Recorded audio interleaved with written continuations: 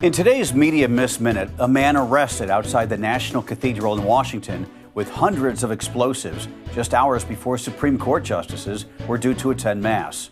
Plus, Argentina and Puerto Rico move an upcoming soccer match out of Chicago amid President Trump's immigration crackdown and troop deployment there. I'm Craig Agrelli, and this is Media Miss Minute, where we spotlight two stories most partisan outlets overlooked. Starting with the story being missed by the left. Washington, D.C. police arrested a man found with more than 200 homemade explosive devices, including bottle rockets, Molotov cocktails, and material for IEDs. He was camped out in a tent outside the National Cathedral. Police took him into custody Sunday morning, just hours before several Supreme Court justices were expected for Catholic Mass. Authorities say the justices canceled their visit because of the threat. Now to a story being missed by the right. A soccer match between Argentina and Puerto Rico was set for Monday at Chicago's Soldier Field, but it's now being moved. The decision comes as President Trump's National Guard deployment sparks demonstrations and security concerns. The game will now be played at Chase Stadium in Fort Lauderdale, Florida.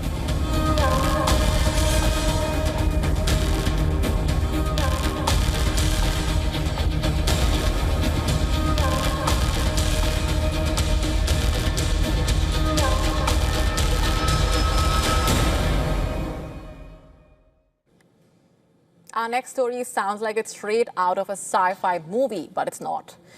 Imagine picking up frozen shrimp from your local store only to find out that it's contaminated with radioactive material. We are talking about radioactive shrimp. That is what has sparked an international food safety scare, leading to emergency evacuations, a sweeping investigation, and a full-blown nuclear decontamination effort in Indonesia.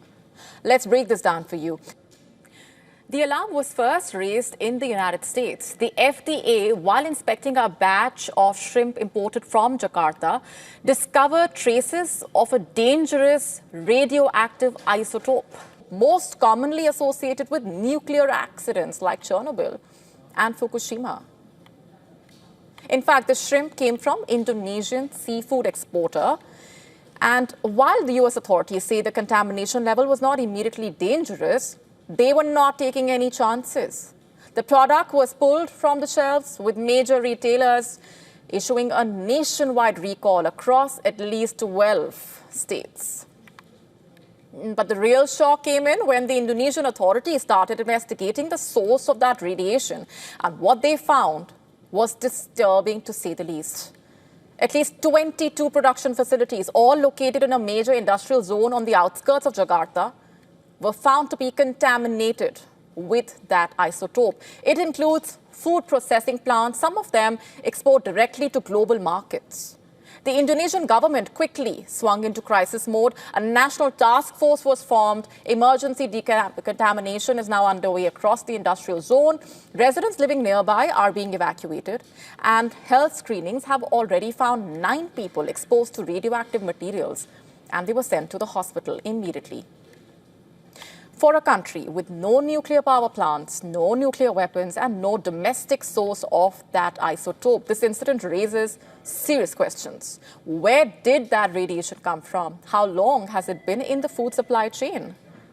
And could more contaminated products be out there?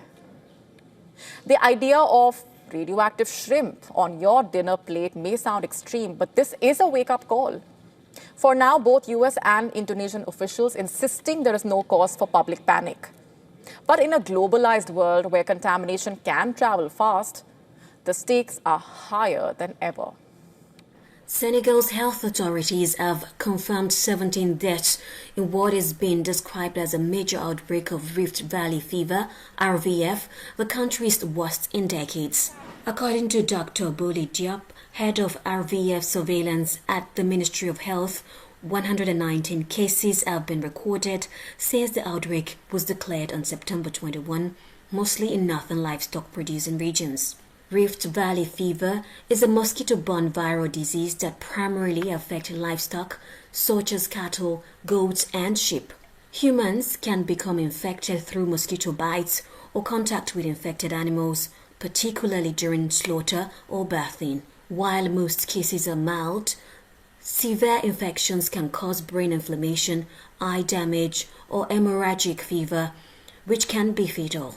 The World Health Organization warns that herders, farmers, and slaughterhouse workers are most at risk.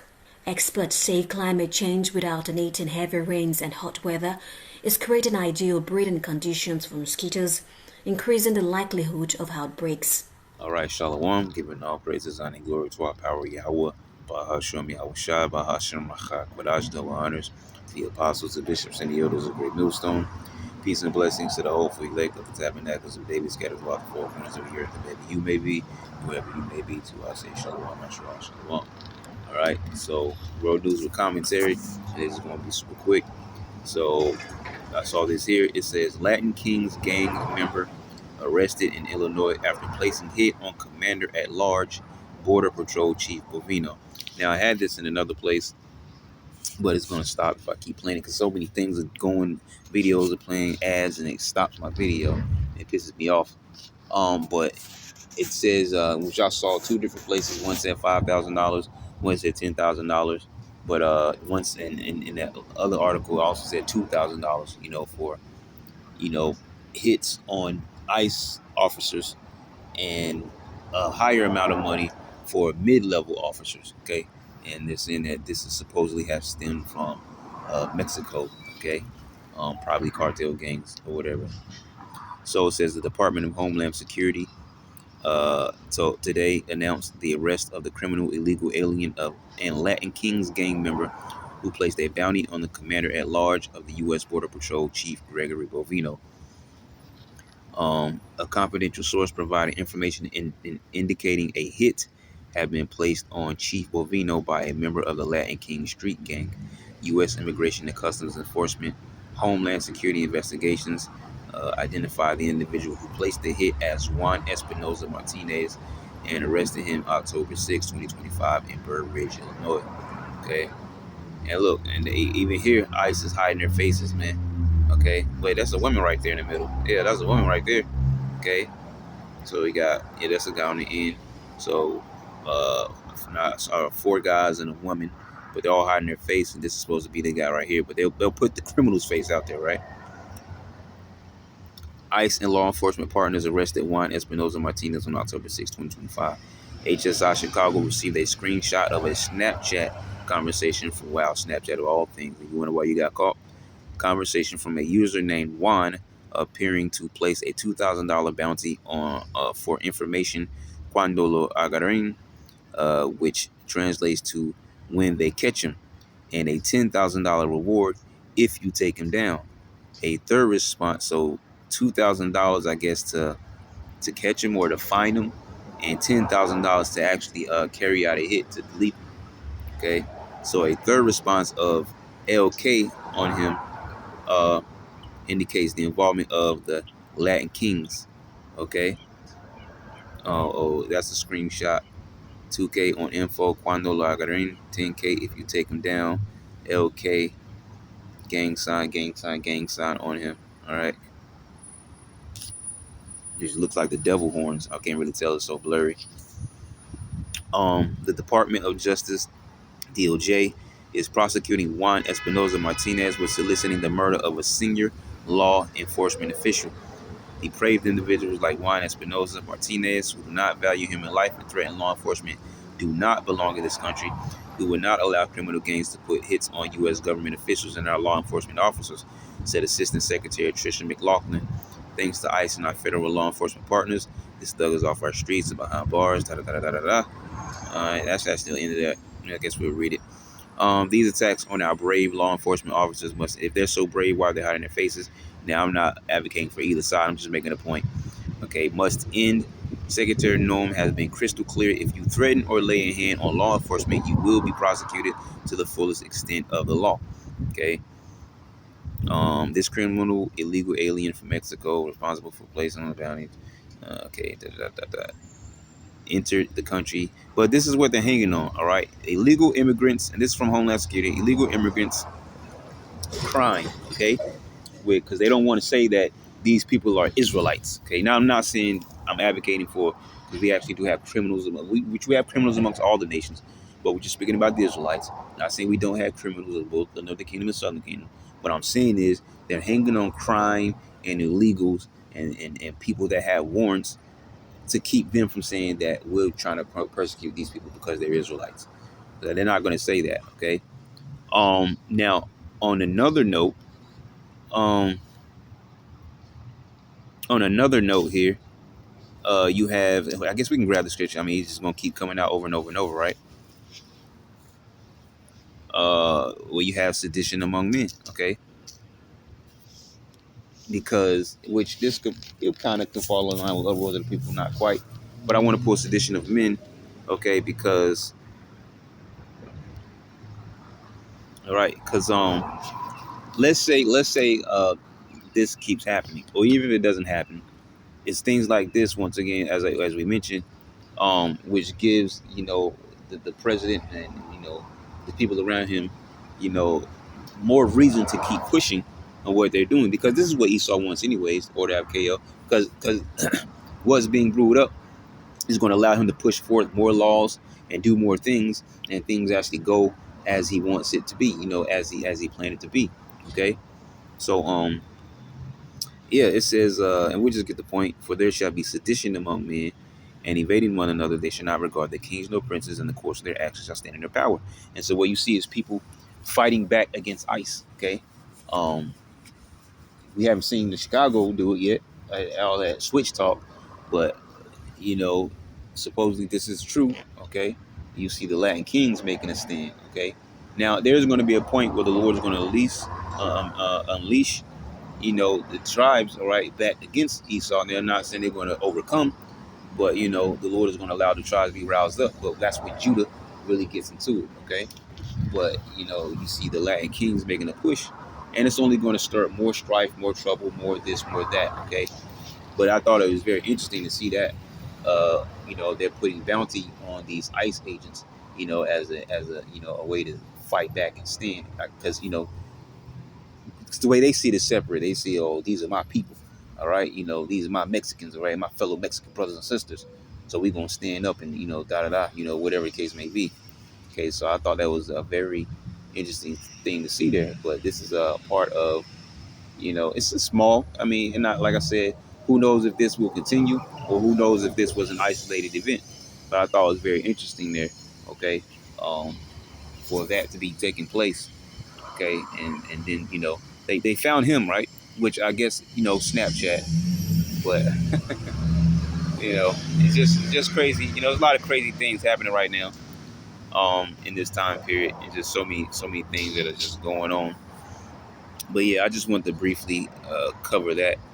So yeah, that's pretty much it. So Lord, will you edify? Shalom. Federal law enforcement reveals that bounties offered for assassinating ICE agents in Chicago originated from Mexico, with local gangs actively plotting to carry them out. We've seen an uptick in actual bounties, photos of agents and agency leadership as being targets of attack by gangs and cartels. It really just has to stop. And again, all the men and women of ICE are doing are going out there and enacting the laws that Congress has written. It's a law enforcement mission. We do it every day. We've been doing it for decades. DHS shared DEA intelligence indicating gangs in Chicago's Pilsen and Little Village neighborhoods are offering between $5,000 and $50,000 per ICE employee, depending on their rank, with spotters armed and monitoring from rooftops. The bounties and instructions allegedly came from Mexico amid escalated ICE and Border Patrol operations targeting undocumented criminals in the city. Experts warn Mexican cartels have deep U.S. ties, potentially involving Mexico's government, and call for strong federal action to protect agents and communities. Now let's just take you back to the breaking news this hour, which is coming to us from Tennessee in the United States. And there has been a massive blast at a Tennessee explosives plant, leaving several dead and other people missing. This was 19 people are unaccounted for following the explosion. That's according to a local affiliate of CBS News. This is Hickman, southwest of Nashville, and you can see from this aerial footage charred debris scattered around the area and very little indeed remaining of that facility. At least 19 people unaccounted for following that blast at a Tennessee explosives plant. More details. But a powerful 7.4 earthquake struck the southern part of the Philippines on Friday, causing widespread damage, knocking out power and also tragically claiming at least about 8 lives. Coastal communities were forced to evacuate amidst the tsunami fears as emergency teams are scrambling to respond. Take a look at this report.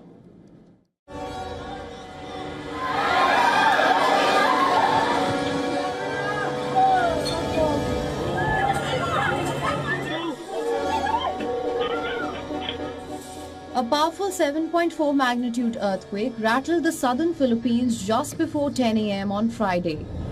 Centered 62 kilometers southeast of Manay town in Davao Oriental Province, the intense shaking caused buildings to crack, power lines to sway dangerously. In Davao City, home to over 5 million people, schools were evacuated as children rushed to safety. Started shaking. I thought it was going to be like a typical weak earthquake. And then suddenly it got stronger to the point where the ceiling started to crumble a bit.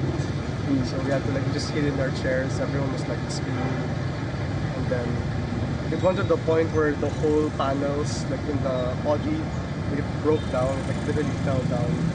I even I think I inhaled some of the dust there from the panels. Despite damage to several structures, including the city's international airport, flights continued without cancellations. Authorities quickly issued tsunami warnings for 6 coastal provinces, urging residents to move to higher ground. Fortunately, only small waves were detected and the threat subsided within 2 hours. But the danger remains as aftershocks continue. In Indonesia, small tsunami waves were also recorded, a reminder of the earthquake's regional impact.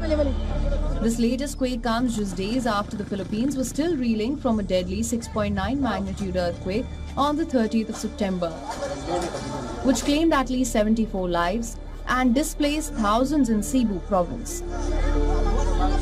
The country's location along the Pacific Ring of Fire makes it one of the most disaster-prone places on Earth, vulnerable to earthquakes, volcanic eruptions and typhoons. Disaster response teams are now racing against time to assess the damage, provide aid and prepare for any further tremors.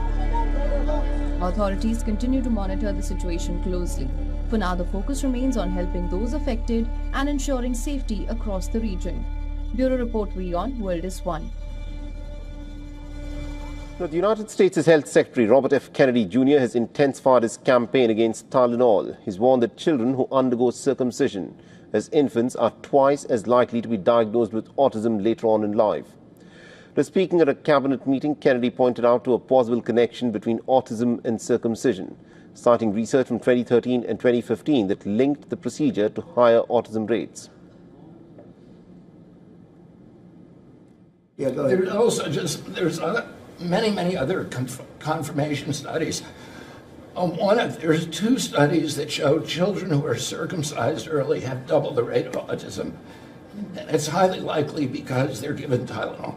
None of this is dispositive, but all of it is stuff that we should be paying attention to. Now, both Kennedy and Trump set off a political firestorm last month when they urged pregnant women not to take Tylenol because of the unproven risk that its active ingredient, acetaminophen, increases the risk of autism. Now, this recommendation faced quick criticism from medical experts who pointed out that evidence for this claim simply does not exist. In response, Tylenol's manufacturer, Kenvue, has said that it's still reviewing the scientific studies, and it maintains that the current research shows no direct link between acetaminophen used in pregnancy and developmental problems in infants. While some studies report a possible link between Tylenol use and autism, others do not, and none have proven it causes this condition. The medical experts, including the American College of Obstetricians and Gynecologists, have stated that Tylenol can be used safely during pregnancy when taken under a doctor's guidance. Finding the cause of autism has long been a central focus for Health Secretary Robert F. Kennedy Jr., and Kennedy has for decades claimed that vaccines cause autism. A stark warning by Benjamin Netanyahu. He says that Iran is working and racing towards intercontinental missiles, ballistic missiles. Now Iran calls this a diversionary tactic. But this all says that the fear is rising in the region of a new round of war between these two. The next report tells you more. The clock is ticking. Israel's Prime Minister sounds alarm on Iran's missile ambitions, claiming Tehran's arsenal could soon reach intercontinental range. Netanyahu claims that Iran is developing intercontinental ballistic missiles with 8,000-kilometer range, weapons capable of striking New York and Washington. But how close is Iran to possessing an actual ICBM?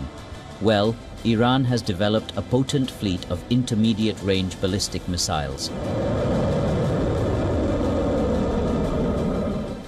Systems like the Khorramshahr and Imad can reach targets across much of West Asia, reaching Israel's borders with destructive capability.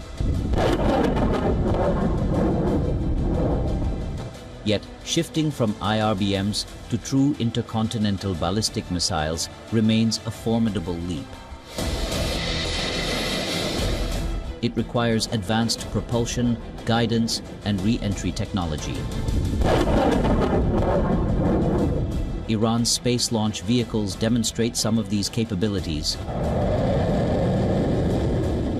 Their Simorgh and Zul'Jana rockets have placed satellites into orbit, signaling strides in multi-stage rocketry.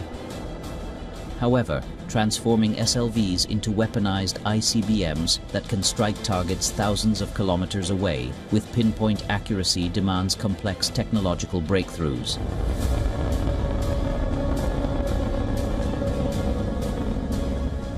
Iran insists its nuclear and missile programs are defensive, aimed at countering threats from hostile neighbors. Netanyahu's ICBM warnings arrive as diplomacy stalls and tension escalates. Whether genuine intelligence or strategic manipulation, the claim serves Israeli interests, keeping Washington engaged, sanctions tight, military options open. Despite the ceasefire forged in mid-2025, distrust runs deep. Proxy groups supported by Iran continue to operate aggressively across the region.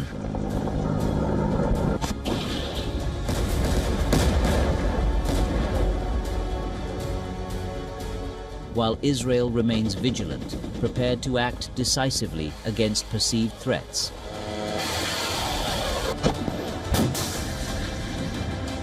Both sides view the conflict through existential lenses. Israel sees Iran's accelerating nuclear program and missile capacity as an immediate danger, while Iran perceives itself under siege from relentless covert and overt attacks.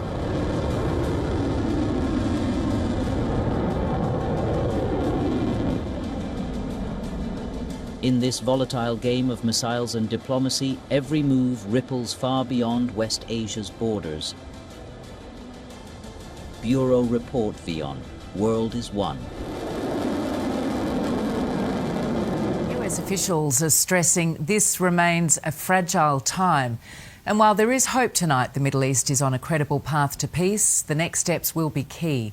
Washington correspondent Lauren Tomasi explains where to from here. Tonight, the wheels of this deal are now in motion, and Donald Trump wants to meet the moment. As the US president prepares to travel to the Middle East, tonight, new details of how this ceasefire agreement came to fruition. US officials say Trump dialed into negotiations at least 3 times, and on the ground, his emissaries, Special Envoy Steve Witkoff and Trump's son-in-law Jared Kushner, both former New York investors, were told to get it done. As part of the next steps, 200 US troops will be tasked with monitoring the peace agreement from Israel. Those American soldiers will join other international forces, but they will not have boots on the ground in Gaza. The first of those troops are expected to arrive over the weekend. Russian President Vladimir Putin said that if the United States supplied Tomahawk missiles to Ukraine for long-range strikes deep into Russia, then it would lead to the destruction of Moscow's relationship with Washington. Там были вопросы, связанные, скажем, с обсуждением проблем с поставками новых систем оружия, в том числе дальнобойных систем высокой точности, это томагавки и так далее. Ну, я уже сказал, что это приведет к к разрушению наших отношений, во всяком случае наметившихся позитивных тенденций в этих отношениях. Less than 2 months since US President Donald Trump met Putin at a summit in Alaska, peace looks even further away with Russian forces advancing in Ukraine. Russian drones allegedly flying in NATO airspace, and now Washington talking about direct participation in striking deep into the world's biggest nuclear power. Trump has said he is disappointed with Putin for not making peace and has cast Russia as a paper tiger for failing to subdue Ukraine. Putin last week hit back, questioning if NATO was not the paper tiger for failing to stop Russia's advance. US Vice President J.D. Vance said last month that Washington was considering a Ukrainian request to obtain long-range Tomahawks that could strike deep into Russia, including Moscow, though it is unclear if a final decision has been made. אנחנו לופתים את החמאס, אנחנו לופתים אותו מכל עבר, לקראת השלבים הבאים של התוכנית, שבהם החמאס יפורק מנשקו ועזה תפורז. אם הדבר הזה יושג בדרך הקלה, מה טוב, ואם לא, הוא יושג בדרך הקשה. אני רוצה להעביר בצורה החדה והברורה ביותר. כל מי שאומר שעסקת החטופים הזאת הייתה מונחת כל הזמן על השולחן, פשוט לא אומר אמת. החמאס מעולם לא הסכים לשחרר את כל חטופינו כשאנחנו נשארים עמוק בתוך הרצועה. חמאס הסכים לעסקה רק שהרגיש שהחרב מונחת על צווארו, והיא עדיין על צווארו. החמאס הסכים לעסקה רק לאחר שתוכנית טראמפ, שעליה הסכמתי עם הנשיא בוושינגטון, בודדה אותו בינלאומית באופן חסר תקדים. בשלב הנוכחי של התוכנית, אנחנו ממוקדים בשחרור חטופינו.